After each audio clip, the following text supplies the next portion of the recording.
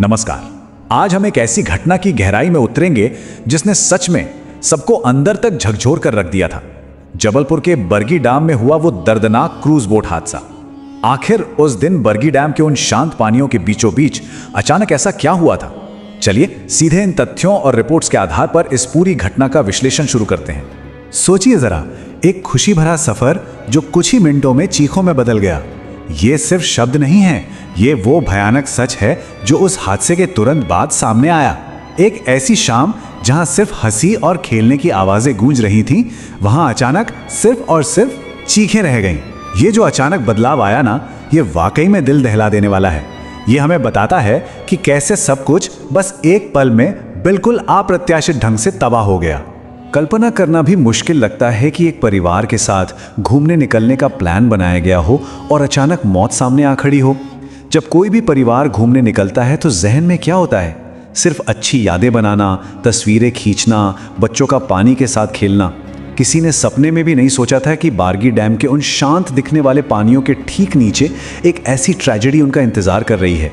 ये उस स्थिति के सबसे खतरनाक पहलू को दर्शाता है। अब यहाँ एक बहुत महत्वपूर्ण बात समझनी है हमें।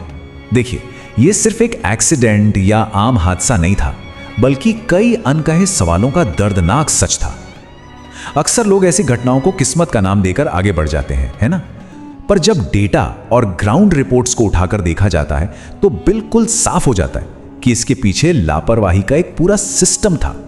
एक ऐसी चेन ऑफ इवेंट्स जिसने एक नॉर्मल सी शाम को एक भयानक रात में तब्दील कर दिया। एक तरफ देखिए, बिल्कुल शांत शुरुआत, सुहाना मौसम और हंसते खेलते परिवार। शुरुआत ठीक ऐसे ही एक खूबसूरत क्रूज सफर के साथ हुई थी। लेकिन ठीक इसके विपरीत डैम के पानी की वो गहरी, काली और अनजान गहराइयां एक खतरे का प्रतीक थीं, जो वहां पहले से मौजूद था, बस किसी को उस वक्त नजर नहीं आ रहा था। पानी बाहर से जितना शांत दिखता है ना, अंदर से उतना ही अनप्रेडिक्टेबल हो सकता है। इन दोनों पहलुओं के बीच का ये अंतर सच में खौफनाक है।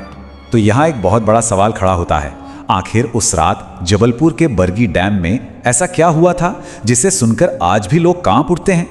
वो कौन सा टर्निंग पॉइंट था जिसने उस हंसते खेलते सफर को एक भयानक मौत के सफर में तब्दील कर दिया? पानी और हवा के बीच ऐसी कौन सी स्थिति बनी?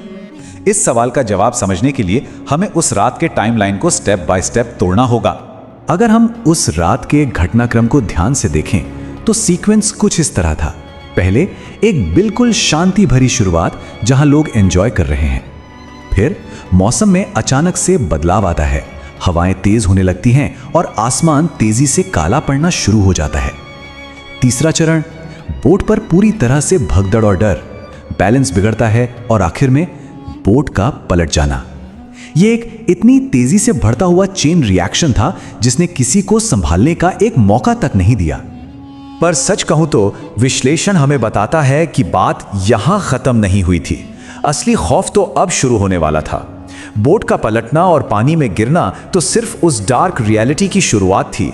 असली डर उस वक्त महसूस हुआ जब लोग उस ठंडे, गहरे और काले पानी में पूरी तरह फंस गए। एक ऐसी सिचुएशन जहां आसपास जमीन का कोई नामो निशान नहीं था और हर कोई बस अपनी जान बचाने के लिए हाथ पैर मार रहा था। वो एक दिल दहला देने वाला दृश्य था, जहां चारों तरफ सिर्फ बेबस चीखें, पूरी तरह से अफरा तफरी और घना अंधेरा था। ऐसी स्थिति की अचानक सब रोशनी चली जाती है, चारों तरफ सिर्फ पानी का शोर गूंजता है और छोटे बच्चे पानी में अपने माता पिता से अलग हो चुके हैं। ग्राउंड रिपोर्ट्स बार बार इस अंधेरे और कंफ्यूजन की भयानकता को हाईलाइट करती हैं। ये इस ट्रेजेडी का वो इमोशनल हिस्सा है जो सीधे दिल पर वार करता है। वहां मौजूद किसी भी शख्स को अंदाजा भी नहीं था कि आने वाले कुछ मिनट सब कुछ बदल देंगे। हमारा दिमाग ऐसी सडन और एक्सट्रीम ट्रेजेडी के लिए कभी तैयार होता ही नहीं है। जिंदगी कितनी तेजी से टर्न ले सकती है, ये उसका एक बहुत ही दुखद उदाहरण है। उन चंद मिनटों ने न जाने कितने ही लोगों का भविष्य, उनके सपने और उनकी पूरी दुनिया हमेशा हमेशा के लिए बदल कर रख दी। उस अंधेरे के बाद बचे हुए लोगों की आंसुओं के बीच बचाव के निराशाजनक प्रयास शुरू हुए। एक तरफ रेस्क्यू ऑपरेशंस जल्दी जल्दी चलाए जा रहे थे, जहां लोकल अथॉरिटीज और आसपास के लोग पानी में तलाश कर रहे थे। पर वहीं दूसरी तरफ किनारे पर बैठे वो लोग थे जिन्होंने अपने अपनों को खो दिया था। वो पल जो हर कोई मजबूर था और अंदर से पूरी तरह से टूट चुका था, उसका बोझ वाकई शब्दों में बयान नहीं किया जा सकता। अब आते हैं इस विश्लेषण के सबसे जरूरी पहलू पर। क्या इस खौफनाक हादसे को रोका जा सकता था? देखिए, ये केवल एक सवाल नहीं है, बल्कि सीधे तौर पर अकाउंटेबिलिटी की बुनियाद है। इमोशनल ट्रॉमा से थोड़ा आगे बढ़कर अगर हम प्रैक्टिकल कॉजेस की तरफ देखें तो सवाल उठता है कि क्या सेफ्टी मेजर्स सच में अपनी जगह सही थे? अगर चूक ना हुई होती तो क्या आज ये घटना एक मौत का मंजर ना होकर सिर्फ एक वार्निंग रह जाती? और इसका जवाब मिलता है सिस्टेमिक नेग्लिजेंस में, यानी सुरक्षा में हुई एक बहुत बड़ी लापरवाही। डेटा सच में चौंकाने वाला है। पहली और सबसे बड़ी चूक लाइफ जैकेट्स का ना होना। पानी में उतरने से पहले ये तो सबसे बेसिक सेफ्टी रूल है ना, फिर भी यात्रियों को लाइफ जैकेट्स क्यों नहीं पहनाए गए? दूसरा पॉइंट, सेफ्टी प्रोटोकॉल्स की पूरी अनदेखी, जिसमें ओवरक्राउडिंग साफ नजर आती है। और तीसरा, खराब मौसम की चेतावनियों को कंप्लीटली नजरअंदाज करना। यह हादसा कोई किस्मत का खेल नहीं था, यह नियमों को तोड़ने का एक फेटल नतीजा था। और इस लापरवाही, इस सिस्टम फेलियर का फाइनल रिजल्ट क्या निकला? फिर वही हुआ जिसका किसी ने बुरे से बुरे सपने में भी नहीं सोचा था। हकीकत उन खौफनाक सपनों से भी ज्यादा डरावनी निकली।